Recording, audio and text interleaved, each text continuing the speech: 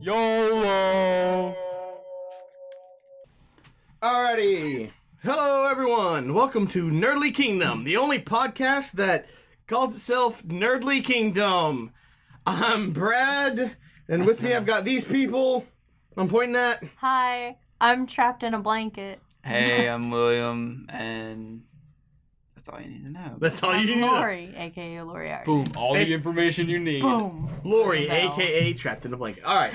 That was a Hashtag very trapped in a Futurama-esque blanket. opening you did. Nerdlykingdom, the only podcast called Nerdly Well, we Kingdom. are, I think. I don't know. I didn't check. Who knows? If any other Nerdlykingdom podcasts are out there, send us- You're probably better than us. Yeah. stop your podcast, send us money, or we'll sue you.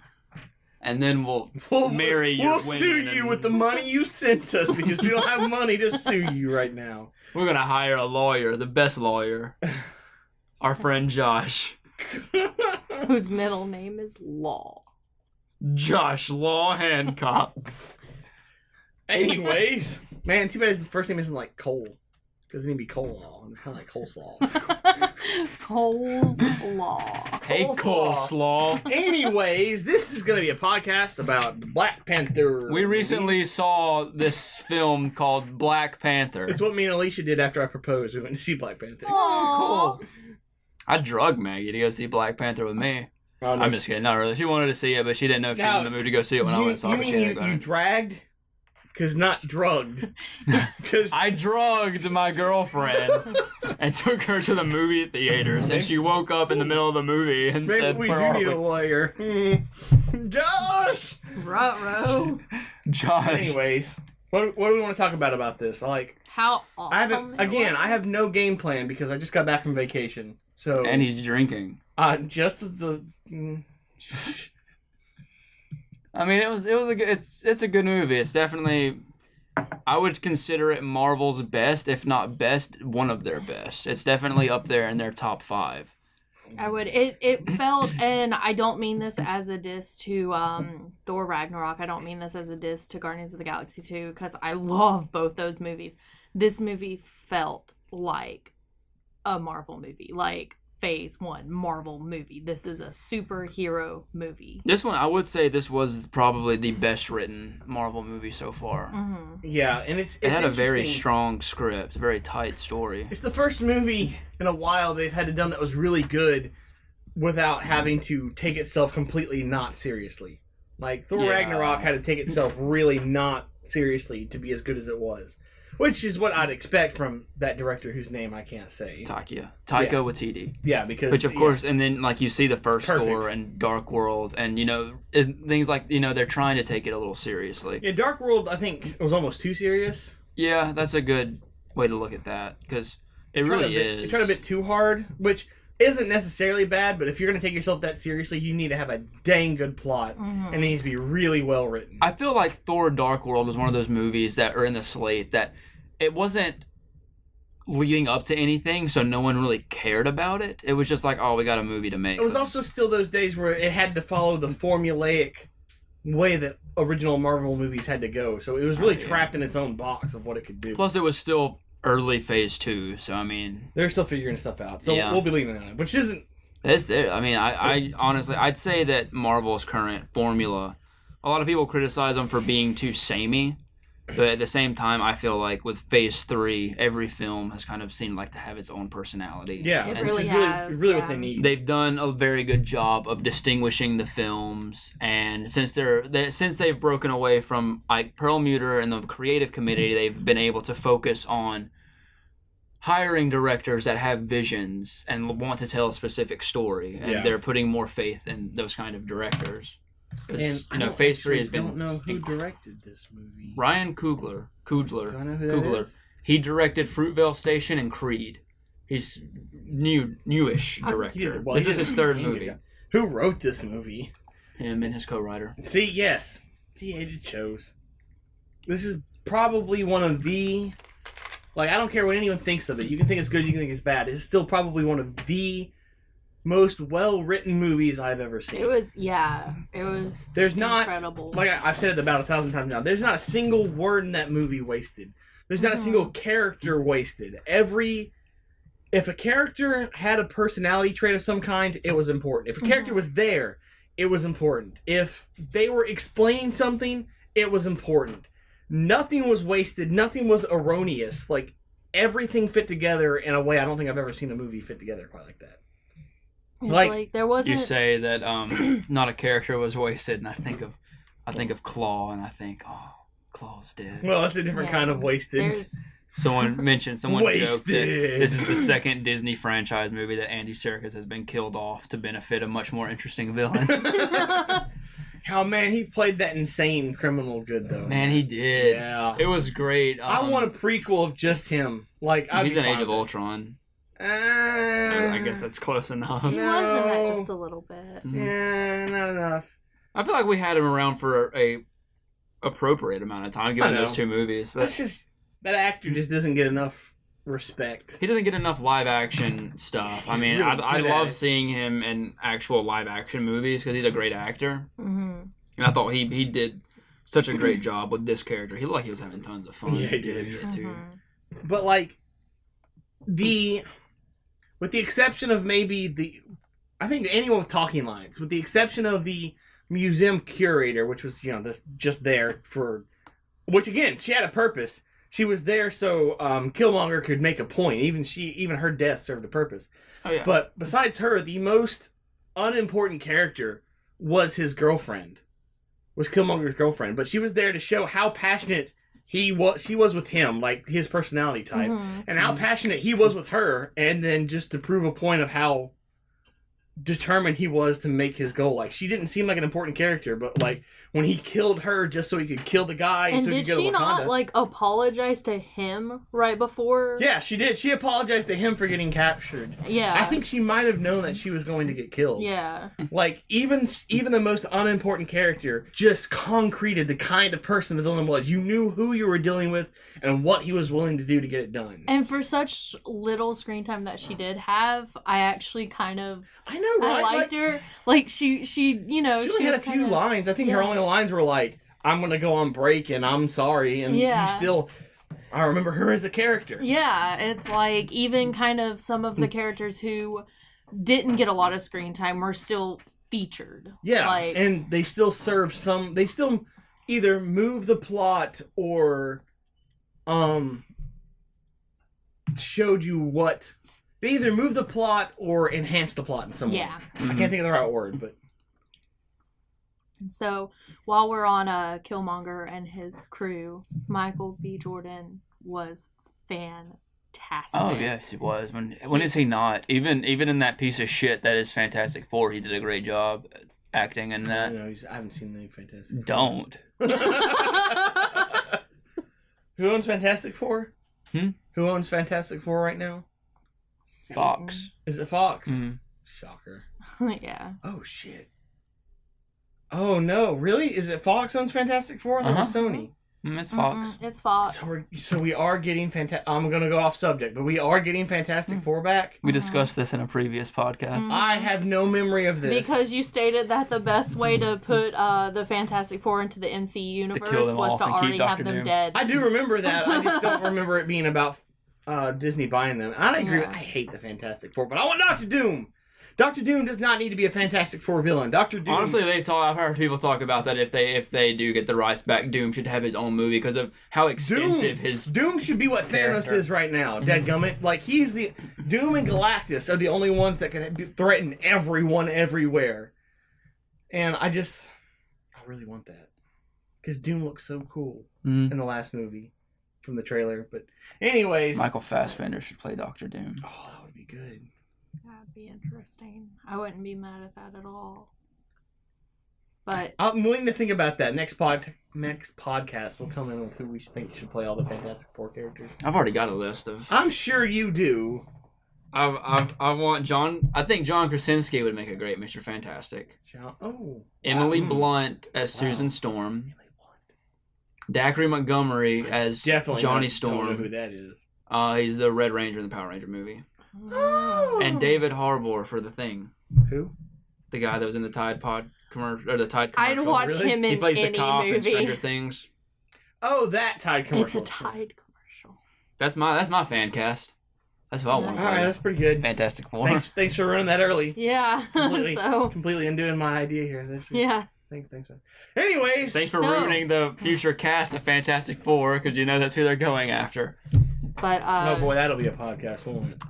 Ooh boy. But yeah. Michael B. Jordan. Michael B. Jordan. He did a good job with Killmonger. He's a great basketball player. Not that great of a baseball player, but it's okay. He did a great job in Space Jam. I know, right? Yeah, he's God great. Almighty. But no, Come on and jam. Okay, I'm done.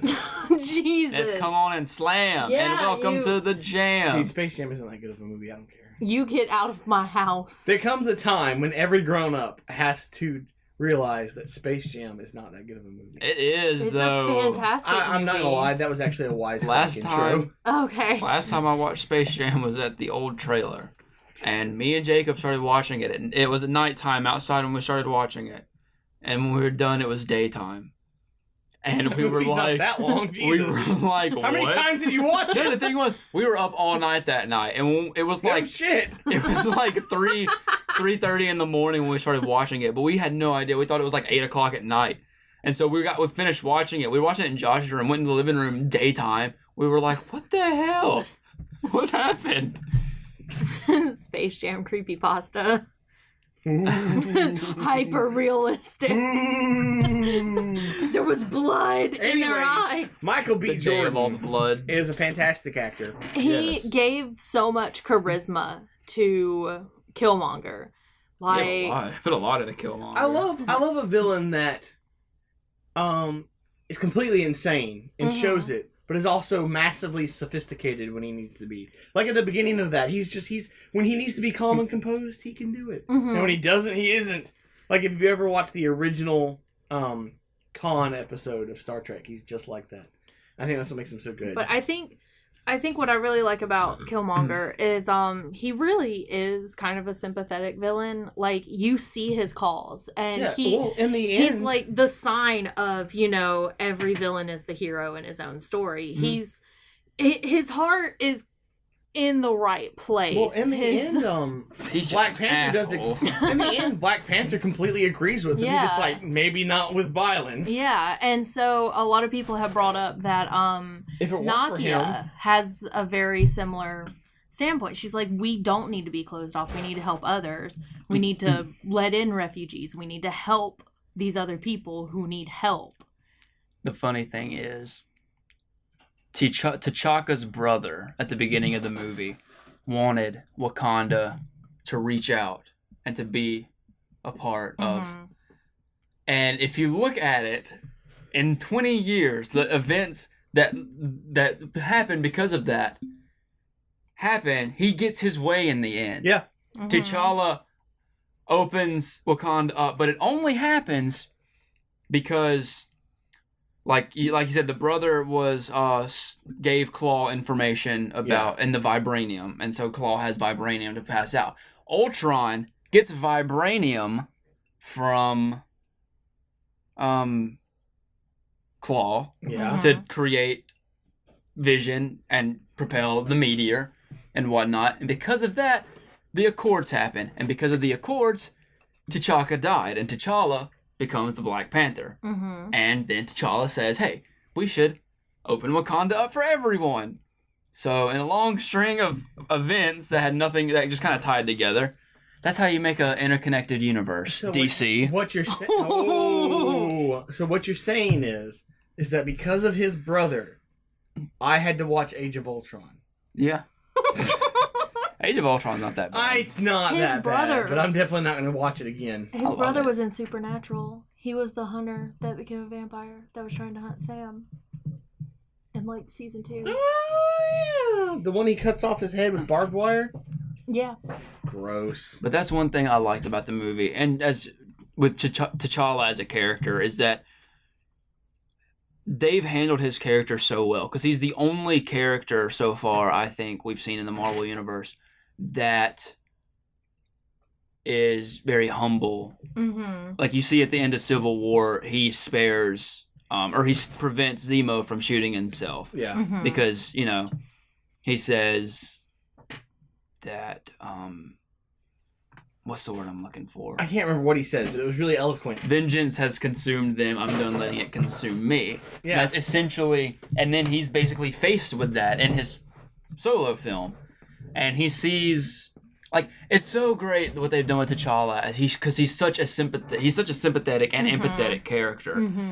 He knows that everything that's happened up to this point to make Killmonger a villain is wrong, and he does not disagree with Killmonger whatsoever, but he knows that he has to stop Killmonger because he's, his heart's in the right place, but his head isn't. Yeah.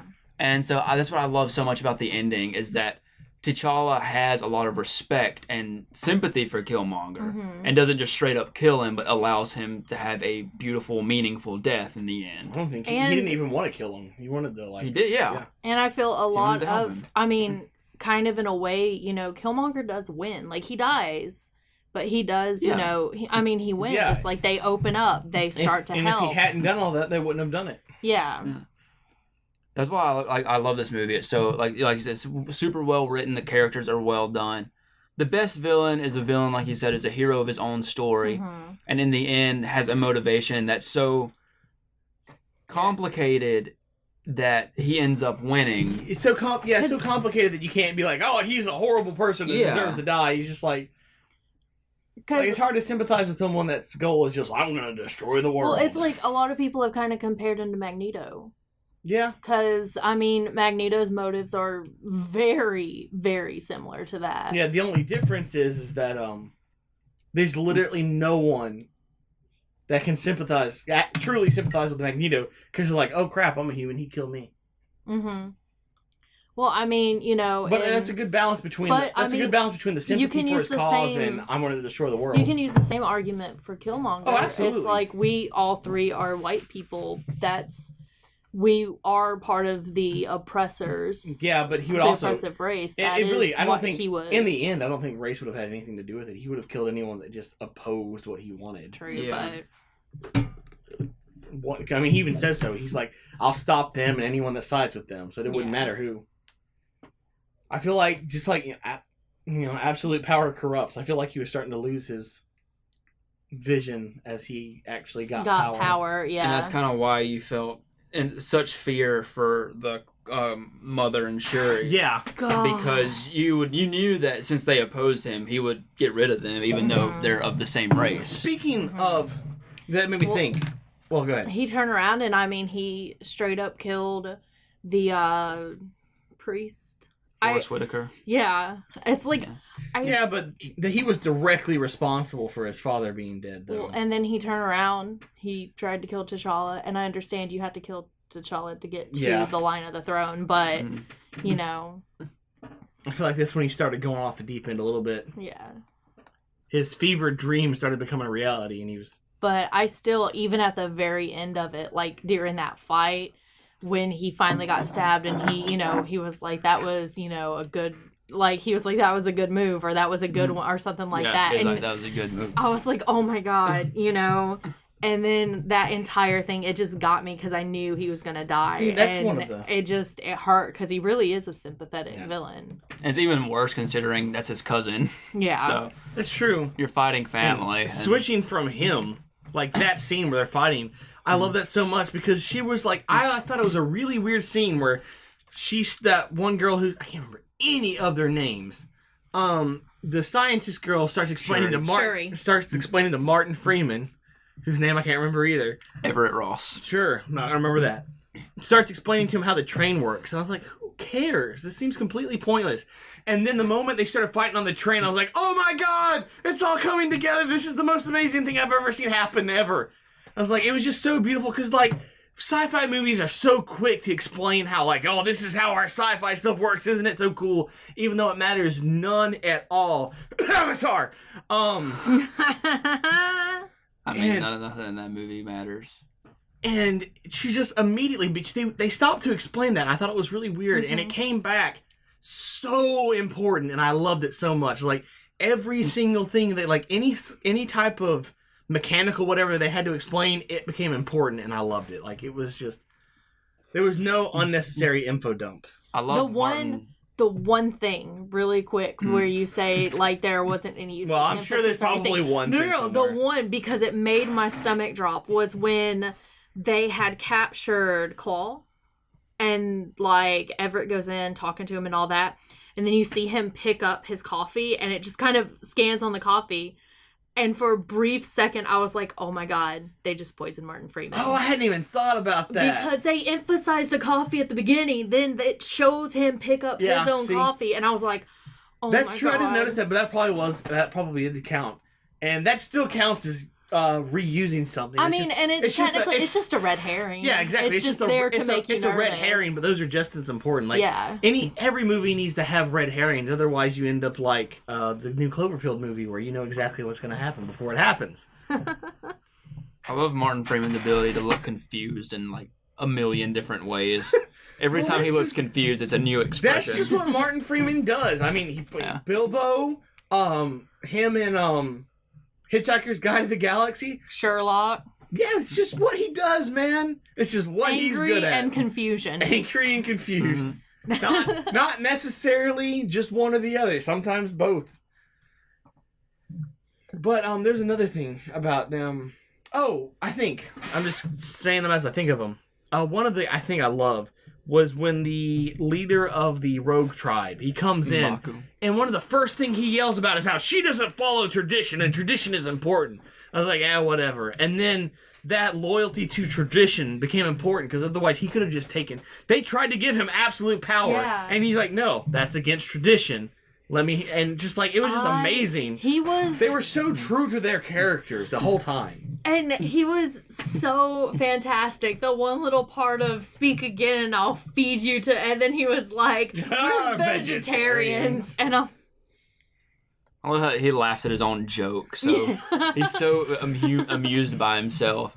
He was so great though, like as a character. Mm. I just... All the characters were written well.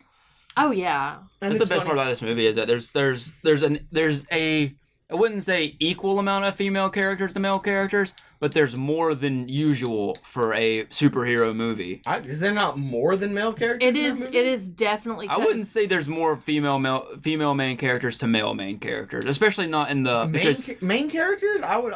Oh, it's close. You know, you're right, but this is very close. I mean, because you've got, like, with the females, you've got Shuri, you've got Lupita's character, you're right. Nakia, you got Okoye, and then you've got the Queen, whose name I can't remember. See, and the Queen, I almost see you're right, because the Queen would be more of, not quite a main character. Yeah. Ramona. I mean, there's a lot of female characters in this movie. Angela Bassett. Yeah, but there's only, like, 4 main ones, and even that... to a superhero movie like this, that's a good amount. And all of these females have like different strengths. Yeah, they have different strengths, different personalities. They work together, and on top of that, with the male characters, all the characters, male and female, in Wakanda have such a great amount of mutual respect for each other. Like the fact that, you know, going on his first mission, T'Challa trusts Okoye and Nakia and Shuri over someone like W'Kabi or any other of male characters he could go to. He trusts his sister and his girlfriend and his best ex-girlfriend. Well, they're kind of on-off. Yeah, but at the time, they specifically make a point that it's an ex-girlfriend. And then, I wouldn't trust my ex-girlfriend to... Let's not go there. Do anything like that. Well, your ex-girlfriend wasn't Nakia either. I have a laundry list of complexes I specifically can trace back to my ex-girlfriends. But with the women characters, you have... It's just... This was one of the first superhero movies that... And I know in previous ones I've really praised Wonder Woman. You know, but in this movie, it's not just warrior. It's not just... You have Shuri, who is the tech girl. Like, all tech. Yeah, I love Wonder Woman, but I hate that she couldn't have a single scene with What's-His-Face without it being sexual. Mm-hmm. And so they still failed pretty hard. Like, it was a great movie, but they still just one scene between them that wasn't somehow sexual would have been okay, but whatever. And then in this one, the women's little quirks and discussions, it felt very natural. Had, because they had they were actually written like they were real people. Like did he freeze like an antelope in the headlights? And I was like, oh my God. And then, you know, Shuri walking away, flipping her brother off, and then getting yelled at by her mom. That's the best part about Shuri's character, is that she's the only character that can make a fool out of the king because it's his sister. Yeah. But not in a, you know... And not only can, but character. Like, he expects her to. Like, when she formally addresses him, he's like, stop doing that. And like, when she gets him to kick the Black Panther suit. Delete that footage! Delete that footage! Why are you recording? For research purposes. Oh my gosh. What are those? Oh my gosh. I laughed. I still think that's funny. Oh man, Alicia burst out laughing when she saw did that. too. That's like one of her favorite vines. Because it's all like, time. it seemed... It's a funny joke because it references something, but it also seemed like a very organic thing to say within that conversation. That's why it worked so well. With like what appeared to be kind of her age in the movie and everything, it felt very in her personality to have quoted that. It's like, honestly, I feel like they wouldn't have been able to do it all, but she seems like she'd be one who would quote vines, quote memes and stuff. And of course, you can't put all that in a movie because people be like, "Oh, it's so overdone." But that's a lot of. It was a well done reference. Yeah, joke. A+ reference, and also, and again, also immediately move the plot along because it was like even if you didn't have that, she was about to give him the new shoes anyway. She calls them sneakers. See, they just. Really well written. See, they can even throw in a Vine reference and be like, "Yeah, but it still just moves along the story. Nothing stalls this." Yeah, I don't know. Some people say it had pacing problems. I didn't feel like it did, but no, I don't know. That's personal preference. Also, let's go to the people complaining. That's normally what I go for. Apparently, people were complaining about bad CGI and green screening. I didn't notice anything. I didn't notice any bad green screen, but like, during Killmonger's... I went in looking for it because I heard someone saying something about it, and I didn't. But during the fight scene between T'Challa and Killmonger on the train monorail thing, I did notice the character models were looked a bit more computery than normal. See, and it's like, I've heard so many people complain about the CGI and all of this, and I'm like, where? And if we're gonna complain about that, how did I not hear a single person complain about how bad Loki's sideburns and wig was in Ragnarok? Because if we're gonna bring up anything, that one's a cheap fix. And it's like, I love Loki, I love Ragnarok, but his wig was terrible in that movie. And so to not hear anything about something as simple as a wig... Honestly, if the worst thing you can complain about is like the CGI was kind of bad, that's a pretty good movie. As opposed to Justice League where the CGI is awful. They didn't have to CGI off T'Challa's face scruff. I don't get why the villain in Justice League was completely CGI. They should have just had a person do that. Like, that was not good. That was not good. It was not good. Anyways, Black Panther. And then there's been a post going around, and I know probably a lot of people have seen it by now, especially because it's a really popular post. The movie's been out for a bit, but a girl on Twitter, Twitter handle Diasporic Blues, she posted... Specific.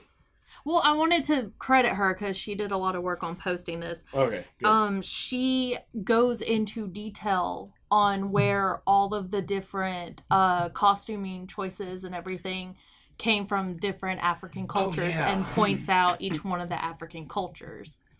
And so I'm going to put a link, or I'm going to make Brad put a link to this, to her tweets. I'm going to find them and get him a link so that you guys can actually just straight up go read it from her. Because it's absolutely fascinating. The costumes were done by a black woman, and she paid so much attention to detail. And I think that's what made everything, because it's all scenery pulled from actual cultures and then used correctly. Yeah, and that's one of the things, I think. That and the music and just the overall everything, really. I've never seen a movie stay so on tone before. Like... You went, at every point, you're like, yes, this is the Black Panther movie. And there's some movies that I watched that, like, don't really feel like the movie you went in watching. Yeah. And, I don't know, this one just felt like Black Panther from start to finish. There's a great use of camera angles when Killmonger walks up and sits down on the throne for the first time. Oh yeah, where it that starts was sideways that was and smooth. it turns. God, that scene is I could go in- incredible. I was like, that's great I could go in symbolic for use a- of camera work. I could go in for a while about what that could have meant. It could have been a lot of different things. Like you could have Plus said that song playing in the background. I don't know what the Kendrick song was. Bless. I almost felt, because I know the Black Panther soundtrack dropped not too early before the movie did. It was like the week before. Yeah, and I still haven't listened to it, and I need to. I've listened to some of it. I haven't listened to it all the way through. Going into the movie, I just felt I didn't hear as much Kendrick Lamar as I thought I was going to. The song that plays in the casino when they first get there is Kendrick. Yeah. And the song that plays they sample a bit of one of Kendrick's songs in the score for when Killmonger goes up to the throne for the first time. But like that's what I was expecting too. Is I was expecting there to be a lot more Kendrick songs in the movie than there were. I also got really bummed when I found out that the trailer song is a mashup of two or three different songs from the soundtrack. Oh And it's yeah, not it one sounds so song. good mashed up together. Yeah, I know. That's why I was like, oh, I thought it was all gonna be one song. Like I remember Yeah, people getting excited when they announced the songs on the Black Panther soundtrack, and I'm just like, man, this is hyping me up. Yeah. Because unbeknownst to a lot of people, I do listen to a lot of modern hip hop.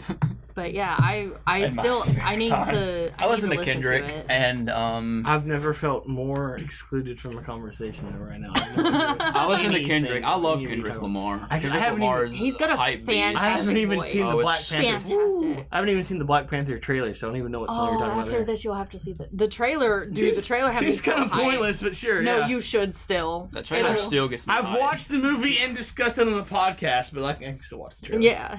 Like that's the thing is, I was expecting a lot of different Kendrick Lamar hype music, and then and I was like, oh, this is gonna be so badass, and it didn't. But the music itself in the film still was very still great. good. Yeah. Oh, most definitely. And then, I found out. I can't remember. I think the actual actress who plays Shuri tweeted about it. Her hair done up in the buns is actually a tribute to Carrie Fisher's Princess Leia. Aw.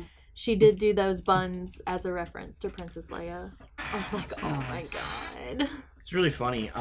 Not super related to anything we're talking about, but Alicia's been on this D&D kick, and so she started thinking about all these characters in D&D terms, and she's trying to figure out the alignments of everything.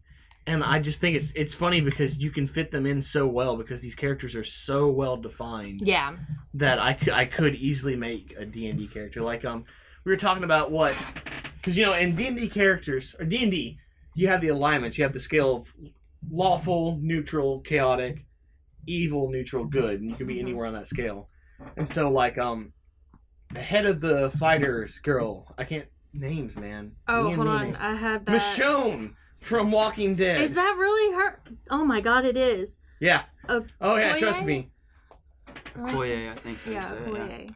She's like, what would she be? I was like, she was definitely like lawful good. Like she like, and at that point is like, he's the king, and I am there to defend the king, like it or not. And it's great, but she's like, but she betrayed the king. It's like only when the king proved that he was against what the whole country stood Yeah. for.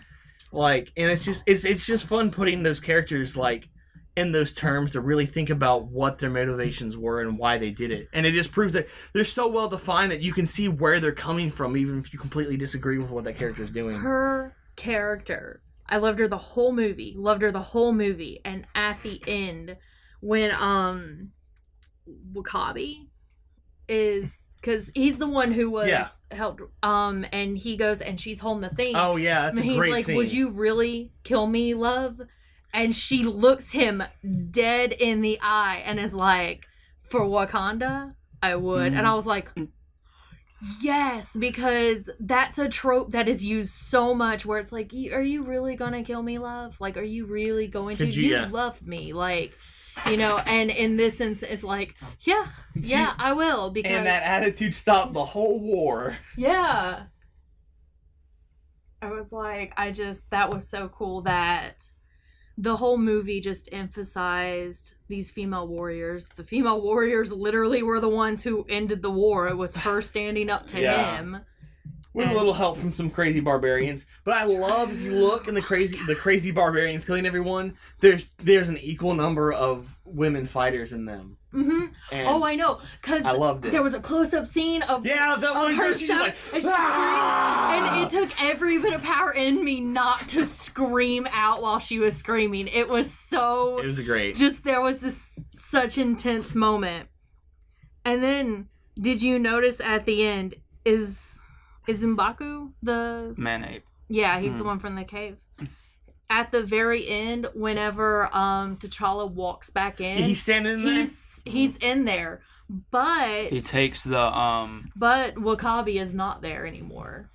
Yeah. And the thing is that basically they were saying that also is a good thing too, at the end they do a pan over the border tribe, which is where W'Kabi's from, and the war rhinos. The war rhinos are no longer there. Yeah. So, basically it's like, well, we're getting rid of war rhinos because we don't need that shit happening no more. So basically, W'Kabi's probably in jail, and M'Baku and their tribe has taken the border tribe's place on the council. Am I just remembering wrong, or when he first sees the war rhino, doesn't he say like something like, it's the last of its kind? And the other guy's like, yeah, it is. And then he blows the horn, there's like 40 of them. Well, that could be like... I was like, I wonder more of a unique thing, like these are the last of their kind. Like, yeah, I was like, did I hear that wrong, or was it just this? It meant it like that, or was it a specific species, or was the dude lying to him the whole time? I like that he thought that rhino would attack her, and that rhino's nah. That was pretty good. That rhino's like, I love her. It's really weird. I'm trying to find something to nitpick this movie about. It's like I can't find anything that I can think of off the top of... Maybe if I watch it like 3 or 4 more times, I'd find something. The thing is I know that whenever I get hyped for a movie, and that first time that I go, and I'm so super hyped about that movie, yeah, and I'm like, oh my god, this movie was the greatest thing. I went I went opening night, and then I turned around the next night and went again. That next night, I was in an extremely bad mood. I was super tired from work. I still loved every bit of that movie. And so I was like, okay, yeah, this movie's awesome. It's kind of how I was with the second time I watched Greatest Showman. Oh my god. Like, I can find plenty to nitpick that movie about, but it's still just like, I come out of that movie going, I've seen that movie 3 times, and I still, every single time I cry and I feel inspired. Okay, I think...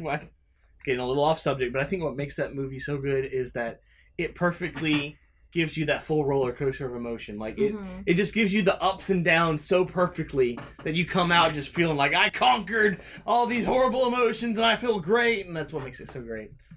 And you still haven't seen it, William. It's okay. I don't even know if you'd like that kind of movie. I like musicals, and that's the thing that gets me too, is that yeah, but this is much more feel-goody than most musicals we watch. Yeah, I'm not too into the feel-good movie. This isn't a Sweeney Todd or Moulin Rouge or yeah, that's what I'm saying, is that it's weird because La La Land. I don't see why you wouldn't like Greatest Showman. I love La La Land. You like La La Land because it was still in it. Well, you can like. Ryan Gosling. Oh, okay. I was about to say you can like this one because it's got Hugh Jackman in it. It's all good. I'm surprised I haven't, because I was really excited about it. And it's just like, there's movies that I have to see in theaters and movies that I want to see but don't really care enough about to see in theaters. And then I just never get around to seeing it. So Greatest Showman's been that one that I've just not got around to seeing ever. Honestly, if you went to see Greatest Showman and just left after the intro, I'd be okay. The rest you can watch on like Netflix or whatever. But like the intro is just, it's too good not to see in that loud stereo, huge screen. Yeah. But anyways, back to Black Panther. I don't know. We went through that so quick because it's just like nothing but praise. Yeah. How much have we recorded? I don't know. Maybe 35, 40 minutes, something like that. That wouldn't be too bad. Yeah, I know, but for a movie so good. Justice League was so long because we just nitpicked the hell out of that movie. Yeah, but it had it coming. It had it coming. I'm a pioneer. I'm an explorer, and I'm coming. Man, you should do movie reviews as Alex Jones. No, I'm not going to get into that right now. One thing I liked was that I remember when Winston Duke was cast as M'Baku, people were like, they're going to do it. They're actually going to put man-ape on screen. And because a lot of people were afraid that, having man-ape in the movie would be, like, culturally insensitive. Yeah. And... Do they ever call him that in the movie? No. And then a lot of people were talking, like, they did a really good job of having M'Baku in the gorilla mask and it being badass and scary and not culturally insensitive. Yeah. And I was like, it's just all about context. And so they allude, without having to use the name, they allude very much, this is who that character is. Mm-hmm. From the mask to the opening of the cave where he sits. And that was so amazing. Wanted to do it to Thanos. It's so funny because, like, Have you seen that meme? Mm-hmm. They had, they started doing the Martin Freeman, and I was really confused and I made this face, and then it cuts to Martin Freeman, he's making the same face. I was like, at least I'm not the only one that's confused. I turned to my friend, I remember whispering, I turned to my friend and I said, oh my god, we now have a way to respond to stupid white boys. And her eyes lit up and was like, oh my god. So whenever we got out of there, one of the guys that we went with, like, was saying some sort of critique, and she looked straight at him and goes, ooh, ooh. And I was like, it worked. He stopped and he just looked at her. I was like, that is the greatest tool that can ever be given to all people who are not white boys.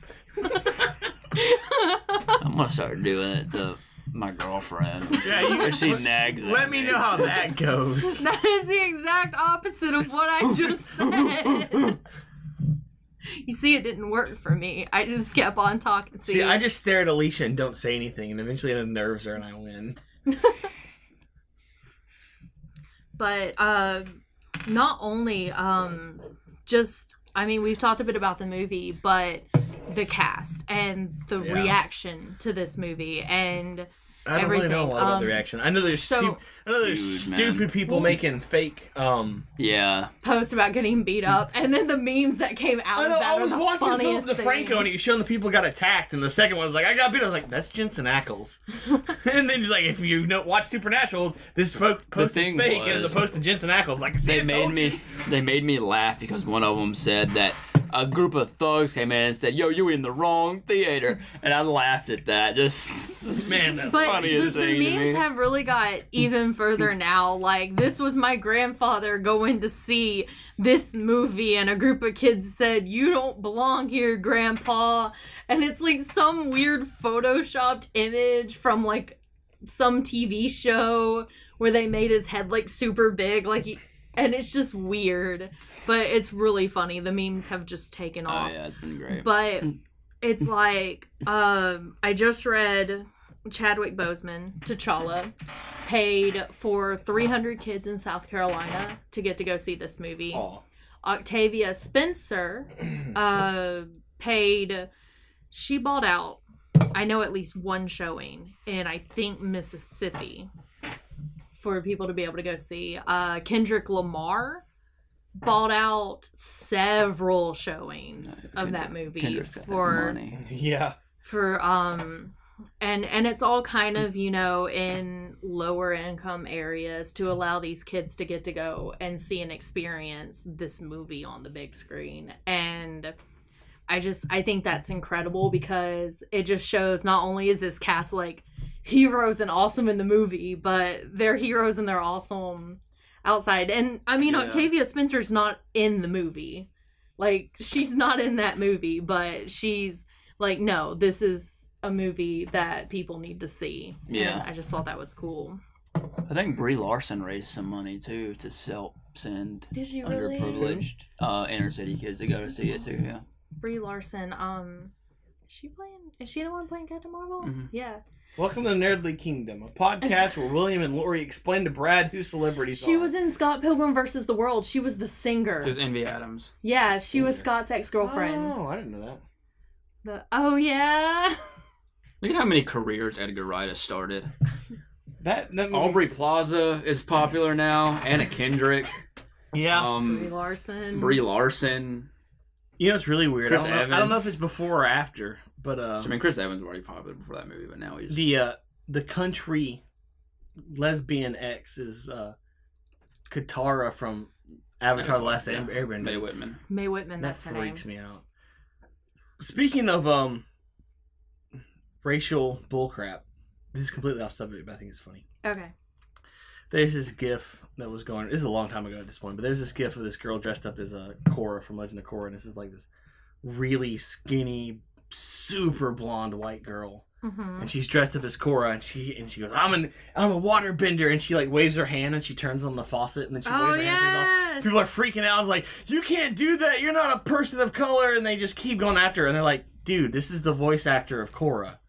Like, this is the person that played her. She is dressed up as her character." That's right up there with Natalie Portman having that picture of her in the T-shirt that says "Stop Wars," and the person's like, "I'm so sick of fake geek girls thinking they're so cool." And they're like, "Well, one, her shirt says Stop Wars, not Star Wars, and two, she was in Star Wars." But anyways, I just thought that was so funny. I don't think I have anything else to add to Black Panther. When you went, did anyone? Yeah. Was anyone like dressed up like really super nice? Because there was, oh my god, there was some amazing outfits. I didn't when we went. Not in Gadsden, no. God. Because that's who plays Korra in Legend of Korra. Oh. I know her because when I went, she hosts when we got there shows on our Twitch channel. The theater was not full, but there was a good portion of people in there, and it's all white people. When we went, there was just a lot of people of all kinds watching it. And right before the movie started, this black family came in, and they're like, no one was really. I didn't like. That's what I wanted. I wanted to go to a theater where people were dressed up. Mm-hmm. I wanted to experience that, like that, but it didn't happen to me. Did you go with this? Because when it all first started, when we saw the Avengers on the midnight showing. No one goes to a midnight showing that did not want to go to a midnight showing. Yeah. And that's just what made that movie so great. Everyone was dressed up. That memory still stands out to me. Yeah, I mean, when good things happened, they cheered, people booed, they threw popcorn at the theater. It was an experience like that was a comic book. Like, that was literally, I think, one of the greatest, that was the first best Avengers memories movie. I have of life. life. I went with you guys to that. It was just... Like, just that moment when the title card first came on screen and the entire theater went nuts. Or the moment when they have Loki down and it's the whole cast and the camera's panning. Like, people actually got up and started cheering. It was just... It was such a wonderful night. See, I almost... It upsets me that theaters have started showing earlier showings. Yeah, instead of doing midnight showings, they do it like 8 o'clock the night before. Yeah, because the movie comes out on Friday. That's why midnight showings on Thursdays were so cool, because that's Friday. Yeah. You know, that's literally Friday. But now, if a movie comes out Friday, you can go see it at like 7 o'clock on a Thursday. Well, there's some movies, like I think Age of Ultron. They released it. I think it's Age of Ultron. It may have been, or one of the Thors. I forget. It's one of those Marvel movies. A guy I worked with, he saw it on TV 2 days before it came out in theaters. Mm-hmm. Because they had the digital release on TV early, and I was like, "What the heck? Yeah. Why would they do that?" It's like, I feel a lot of it's lost the magic of a midnight showing. Or just seeing it in theaters in general. Yeah, I miss the midnight showings, but now that I'm an adult and have a job, hey, if they had midnight showings, you'd still be able to see the movie if you were working second shift. Well, yeah. I could do that, dadgummit, when I'm closing every day, every week. I'm about to start getting I'm about to be on day shift soon. I close every day this week. I hate closing. I'm about to have to close at a different store, but that's a story for another time. I won't waste on the podcast. Okay. But yeah, I don't know, man. It's just... I got nothing else to talk about. It's like it's so difficult because it was such a great movie. I could just keep talking about how the important character traits came back later, but like it's all... The fight scene at the casino was so awesome. I don't remember what you're talking about. Well, why in particular? One, they released that scene early. Two, I love how and so I'd already seen it, so I was really excited to actually get to like see it up on the big screen. I don't know, I thought it was an amazing fight scene. I liked watching I forgot her name again, throw her wig at that guy and then knock him off the balcony. Shown. Yeah. One of my favorite Stan Lee cameos. That was a great I'm just Stanley gonna cameo. take these and keep them over here for safekeeping. And then I like how they just point out Americans. Like, there's an American. Yeah, I know, right? They're They can just Americans. tell he's an American. I was You like, think that's weird though that now, like you look back at older Marvel movies and Stan Lee's cameos are nothing more than like just single second shots of him in crowds. Yeah. mhm. And now they've evolved into like full on dialogue scenes. Yeah. But it's not every time, but sometimes it's not. It's so it fits in what they're doing. Like if someone did just leave their chips on the table, there would be someone Yeah. that would do that. And like, granted, the best Stan Lee cameo of all time is the one in the Amazing Spider-Man. Is that the first one with Andrew Garfield? Is that the one Librarian with the- thing. In the yes, in the library, the best. It's the best Stanley cameo. He doesn't say a word, and it's the best cameo. I of all like time. his cameo in the first Thor movie when they're all trying to get the hammer Oh up, yeah, that's a good and the one. truck's like pulling and the back of the truck pulls up. Did I get it? I still think in Age of Ultron, his cameo should have been him at the end, like cleaning the Stark Tower, and the hammer's there, and he just picks it up and wipes under it, and then puts it back down again. That would have been the best thing of all time. But I'm looking. whatever. What's I'm his looking cameo for a in Tony Age of Ultron? Stank. Is that the one where he gets drunk? Yes, it is. Excelsior! Yeah. Mhm. I still no him cleaning and just I imagine he's I don't know. I like that idea, but I feel like it's been circle jerked so much online that now if I were to see it, I'd just be if like, if they do it now, no, it's too late now. Yeah. It's too late now. But if they had their chance and they missed it, I and- liked the Tony well. Stank one because that joke went on for a little bit after that too. Oh, stupid. I don't know if I have I like the Winter Soldier one. Which one was his? Winter That's when he was the museum guard. And he looked Oh, at the, yeah. and the Captain America suit's going and he goes, I am "Oh, I'm so- so fired." Yeah. I thought he'd be taller. It's the original Captain America one. I'd say, I think the ones that go too meta are my least favorites. Like which ones? Like the one in Amazing Spider-Man 2 during the Oh. graduation. Stan Lee's in the crowd for Peter's graduation, and Peter swings in as Spider-Man and goes to the stage as Peter, and Stan Lee's watching him, and he goes, "I know him." And I didn't like that one. And in the Rise of the Silver Surfer, he literally plays Stan Lee. He's trying to get into Reed and Sue's wedding. He goes, "No, I'm Stan Lee. I'm." That is pretty funny though, but I like that he even had a cameo in Big Hero 6. Yeah. I thought that was cool. I liked his cameo That's in the good. first Fantastic Four movie where he played an actual character from the comics. He played Willie the Mailman. Oh. Mhm. Is that who he is in The Fantastic Four movie. the But is that who that he him is with in Tony Civil Stank? War? Tony Stank? how do you know? It's a FedEx guy. How do you know? Maybe he got promoted. Yeah, maybe he went FedEx to FedEx. pays better, man. We're proud of you, Anything Willie. pays better. FedEx, It's kind the of weird government. to me. It's weird to me that there was the big theory of Stan Lee being the Watcher, Mhm. Nah, and they didn't really confirm that, but they made him a Watcher informant in Guardians of the Galaxy 2. I still don't know how I feel about that. I think it's hilarious. I think it's funny too. I think but it's something that'll it's one of those never things come again back that up I feel like again. gets too meta. Yeah, well, I mean, I also think that's that gave them an opening for later if they want to use the Watchers. Yeah. It's something that the I was about to say real fans. That's not right. Hashtag true fans. The more hardcore fans, I suppose, Mm-hmm. the comic fans, Mm-hmm. will already know who the Watchers are, but the other people will be like, "Hey, those are the people that Stan Lee was talking to." So it gave them a chance to introduce those if they ever want to use them, and if they're buying Fox, they very well it might come into play. Which they can use the Watchers, they just can't use Uatal. I don't know how to pronounce Billy, his name. who is he with? He's What? with Fox. I mean, yeah, but no, I know that, but like, what comic? What Can't series? remember. Some Fantastic Four. Yeah, but aren't they getting Fantastic Four? Hmm? Aren't they getting Fantastic Four? Disney? Yeah, Yeah, they're with Fox. that's what I'm saying. It's like If the now, Fox deal goes through, then yes. yeah, that's what I'm saying. Now that they are getting Fantastic Four, it very well might come up Mhm. that they're going to use the Watcher. Like I could be mistaken, but I think if you ever played the Marvel online game, I think that's what it was, it's pretty intense, because it's important to know what the Watchers are like, these almost all-powerful beings that watch over the universe.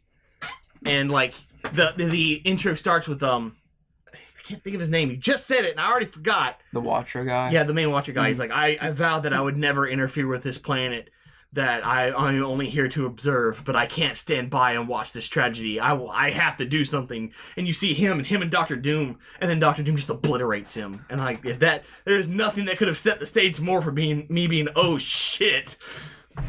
It's just like, God, I just Marvel Dr. Doom is one of the best characters. Marvel can use the Skrulls, but they can't use Super Skrull. That's so weird. Fox owns Super That's Skrull. so odd. Why would he be? Why? What is he? Because under? he counts as a main Fantastic Four villain. The Skrulls overall don't, but he does. That's so weird. That's so odd. Whatever, the Skrulls suck. I feel like since the Skrulls are coming up in Captain Marvel, they may go into a Secret Invasion type storyline. I have no idea what that means. That's when all these characters turned out to be Skrulls. So Hydra all over again? Yeah, more or less. And people were starting to take question which character so far in the MCU could be a Skrull. Well, it's true. Like you didn't have any heroes that were Hydra. You just had like politicians. It'd be really interesting to have like superheroes. I don't know if they have enough superheroes set up to be willing to lose like that though. You know what I mean? Because I don't think they'd use superheroes. I know one person theorized. I would love for them to do it, but it occurs to me now we don't have enough side superheroes. Like if we have a superhero, I would love for there to be more superheroes in the background that they reference or you see. And that'd be the thing. That would be a good opportunity for like the Netflix heroes. Yeah. Ooh. Yeah. But at the same time, I don't see that happening. I think as the days go by, the Netflix series becomes more and more of its own isolated. That's the thing that kills me is that I like the Netflix series. I like those characters, and I like that they're able to do more violent things. But then you think Daredevil on his own could make a good movie trilogy. Luke Cage on his own could make a good movie trilogy. Iron Fist on his own could make a good movie trilogy. It couldn't be harder than couldn't be worse than the series they made. Yeah, I didn't like this. I still haven't finished it. It's like people are theorizing if anyone would be a Skrull, it would be Martin Freeman's character. That'd be. And there's a theory going around right now that since Martin Freeman's character said that he was an Air Force pilot, that he would pop up, a younger version of himself would pop up with Captain Marvel. And he would be killed by a Skrull, and a Skrull would assume his identity. Oh, that would be really cool. And so, that'd be really. Wow, oh, you think if they did that, they would straight up show us that happen, or they only hint at it? Because it'd be really interesting if they straight up showed us that happen, so we know, and so every time we see him, we're just really worried. Or would they just? They might do it in a subtle way, like in The World's End, when his character becomes a blank. He goes from being drunk and shabby looking to coming out of the bathroom neatly groomed. And you don't think there's anything wrong with him, but there's that subtle hint that could be. I would love the idea of them being so ballsy that they straight up tell you, hey, this is a bad guy, and none of the heroes know it. And you're going to suffer while you wait to figure out which one he's going to kill. That would be good.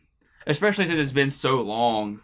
And you think back to, like, if he shows back up in another movie and you're just like, oh god, what's going to happen? Yeah, exactly.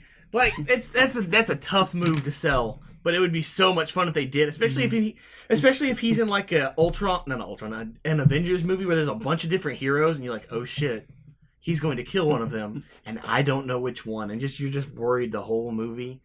I would love that, but that's a tough sell, and not a lot of people would agree with you. Yeah, it just depends on how they do it. Yeah. I think the subtle thing's too easy because that would be like the thing is if they introduce any characters in the Captain Marvel movie that show up in other Marvel movies, they're gonna. Then you would have a better sense of okay, that's a Skrull. So now that's exactly my point. So if he's in it, you're already gonna assume he's a Skrull. So might as well just straight up tell us, and instead of us being like, is it gonna happen? Just have us just in dread the whole movie, like something shit's gonna happen, and I don't know what, but he's here, so bad things are gonna happen. I think that would work. It's kind of like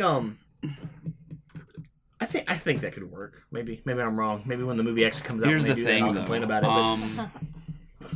This movie takes place in the 90s. I think it's with the Hydra thing. There's been so many like, are they Hydra? Are they not? That I'm kind of sick of the whole subtle subterfuge thing. I think it'd be too fun to straight up freak me out for the entire fucking movie while I'm waiting for the ball to drop. Here's something interesting for you. The movie Captain Marvel takes place in the 90s. Yeah. And they've said Nick Fury has both of his eyes. And Nick Fury has mentioned in one of the movies losing his eye to someone he trusted. Or because he, And think about who might have been involved in S.H.I.E.L.D. You have Nick Fury. Tony Stark's dad! Howard Stark. I couldn't think of his name. The bad guy from Ant-Man that Hank Pym punches. Or just Hank Pym. And Robert Redford's character from Winter Soldier. Oh shit, or just Hank Pym. The bad guy from Winter Soldier. Robert Redford's character. Oh, yeah. He was working with S.H.I.E.L.D. in the 90s. Oh, was he? Any one of these characters could end up being a Skrull. Imagine, because they didn't kill Robert Redford's character in Winter Soldier, did they? They arrest him? Yeah. Yeah, Martin Freeman arrested him. What if they're both Skrulls and he just lets him out? Wow. Yes! Here's some shit going on I now. don't See, that's why it'd be even better if they just let you bad. know that Martin Freeman... We gotta stop talking about this. We're gonna get a call from Kevin Feige and like, be "You like, guys just stop it. What if Martin Freeman really is a Skrull? They straight up tell you, and that's the consequence of it. You're waiting for him to kill one of the heroes, and it turns out he just let that dude free, Skrull or not, and he comes back and just screws over everyone. The thing is, you look at the ending of Ant-Man, and that character... That S.H.I.E.L.D. character that Hank Pym punches gets away with the Ant-Man with the Pym particle. And they said that they were Hydra. However, that character very well could have been a Skrull as well. I mean, what if the Skrulls were working with Hydra? I mean, heck, Skrulls could have been a major part of Hydra. Well, not the major... It depends on whether they go with the TV show or not. Yeah, that's a good point, too. Because you see why Hydra exists Yeah, in the because of TV Hive. show. Is it Hive? Yeah, it's Hive. That's what I thought.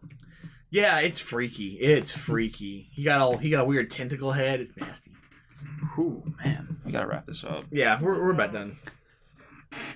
We were just speculating on something completely different than Black Panther. Yeah. So I got really super quiet because I went on the IMDb and was looking up like just kind of some random facts about Black Panther because why not? Yeah, hey, go for it. And one that got me, the one that I was like, whoa, because I'm so used to Marvel using CGI to make someone older or using CGI to make someone younger. I feel you really see it in Ant-Man, making a character look super, super young, and Guardians of the Galaxy too. And so when I went and saw Black Panther, I just assumed that's what they did with T'Chaka in the flashback scene. Because why not? But no, that's actually father and son playing older and younger versions of T'Chaka. Did you think about that too? As James Gunn said, they didn't use any CGI to de-age Kurt Russell. They said they just used makeup and slapped a wig on him. Yeah. Mm-hmm. Well, hey. I feel he's lying a lot. Like he is lying a lot. They used makeup to make him look CGI. That way you'd expect it to be CGI. It's all to throw you James Gunn, you lying. Kurt Russell was CGI'd. It was a fantastic job. Well done. But it was CGI. It's on Netflix. I should pull it The up. Michael Douglas CGI so far has been the most impressive to me. Who? Peggy being aged was really good. Was that CGI? Yeah. That's not CGI. It was CGI'd. No, they said it was CGI'd. When? I don't know. I remember reading it. Don't make me pull out receipts. I don't have them. I mean, she's not old though, so you only see older versions of her character, which is easily accomplished with makeup. Exactly, but I'm almost certain that they use CGI to... Like, you ever watched the They use CGI to give Chris Evans a beard. Leave me alone. You ever watched the Back to the Future movies? Yeah. Where they used makeup to make him look older in the first one. Yeah. And they didn't feel like doing that in the second movie, so he's like, "Look, I got work done." And he just pulls off the makeup. I was like, "Yeah, it's just like that. That's how it works." All right, anybody else got anything to say about Black Panther? Not that I can think of off the top of my head. I can't. I think I'm done. I loved it. 10 out of 10. CGI. They're talking about it on there. Oh, okay, well, whatever. Whatever. I still don't believe you, but whatever. Sure. Why not? Yeah, sure. It's CGI. No, I'm not. All right. What kind of world do we live in where we're arguing something isn't CGI? You know what's not CGI? Them muscles. Okay. Chris Evans' muscles are not Yeah, CGI, that they're scene, he real. kept trying to convince people in that scene where he's pulling the helicopter that he wants to do it shirtless, but they wouldn't let him do it. That was the greatest and most Chris Evans things I've ever heard in my life. Naked Hulk. That's in my brain Hulk now. butt. Why? Hulk butt. You see a Hulk butt everywhere. The first Hulk movie from 2003 with Eric Bana was nothing but Hulk butt. That Hulk was naked that entire movie. Anyways, let's wrap this up. All right. Okay, From that all was of crap. us here at Nerdly Kingdom, To you, Merry to you, Christmas. Merry Happy Christmas. holidays. Happy holidays. Get off my lawn. Get off my... That's all right. Get out of my house. Get out of my house. So Get off of me. if you like what you heard, if you didn't like what you heard, if you have anything that you want to add, you can always contact us on Twitter at @the_nerddom. You can get us on our Facebook page at The Nerdly Kingdom.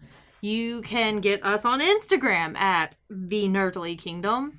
Or you can even go old school and send us an email at nerdlykingdom@gmail.com. Or you can send William smoke signals or scream into your toilet. Either one Whatever works. wants to work. You can mail me cash money, which I will donate to a charity of your choosing. No, you won't. He'll donate it to the charity of William's wallet. The charity is my wallet. It is in desperate need of some green. He needs to get more green in his diet. He's eating too much red meat. I do eat too much red Anyways, meat. all right, I'm about to fall asleep. So, bye. I guess we're done. We're done. I'm William, and you're listening to William's podcast starring William. Woo! Yay! I want my money back. Are you done? Yes. Okay, good.